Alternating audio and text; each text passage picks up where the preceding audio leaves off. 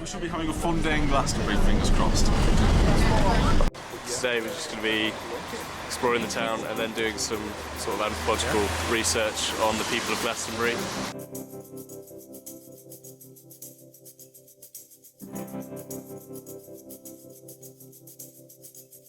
Welcome to Glastonbury. Glastonbury really is kind of a key, important heart for Somerset, but actually it's a national icon as well. Before I was a lecturer at Bristol, I worked in professional archaeology. I was a contract archaeologist for over 10 years, and I was lucky enough to be based right here in Glastonbury. A lot of important archaeology under your feet. But overlaying that, there are layer upon layer of legend and mythology. And all of the rest of the landscape is eroded away around it, leaving this beautiful mound. It's not man-made, although some of the features on it are man-made. We've only got to look. So where are we first of all? We're in Somerset. Just out over there is the Bristol Channel in that direction.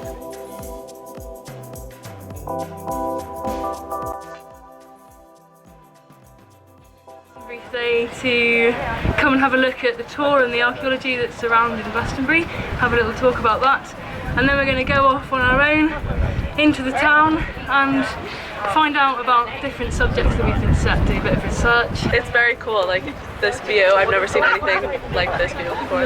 Yeah, it's great. I'm really pleased that we get to do this as part of our course actually. It's a really valuable thing to do. It's a very cool opportunity to be able to do like real hands-on work.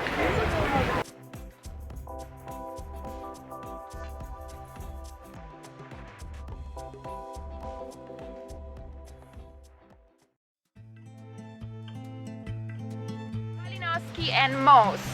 So you have to investigate what types of products, look at what type of products, merchandise, commodities are sold in the shops that you will see in Glastonbury. There are a lot of very specific things, like Stuart was saying, and think about what that tells us about the wider context in anthropological terms.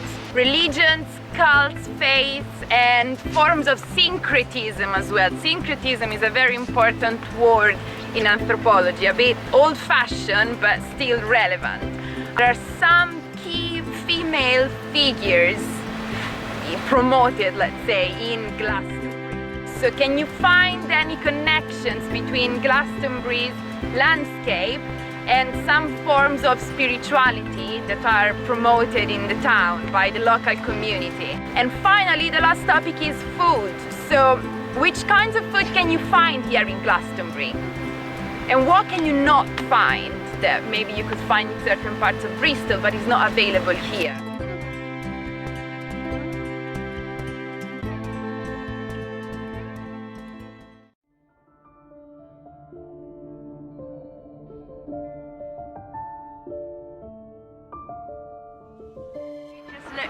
We went into a shop and looked at loads of stones from Glastonbury.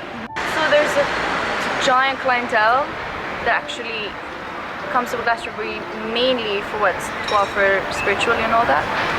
Kind of processed, unprocessed, binded, unbinded, bare, raw and all that stones, and it's amazing. I had to be taken out because I would not stop looking at everything. Looking at various religious sites and wondering how many religions there are here. Yeah, our theme is artifacts and commodities, and we've really just been looking at who actually buys the stuff. I think it's a good experience. I think sometimes when you're in the classroom you're learning about something but you're separate from it. You're not interacting with the information you're learning, and then in an exam you're regurgitating that information without actually thinking, you know what, I've actually seen that. I've seen how ritual's done in the field, or how like food is interpreted in actual like real life.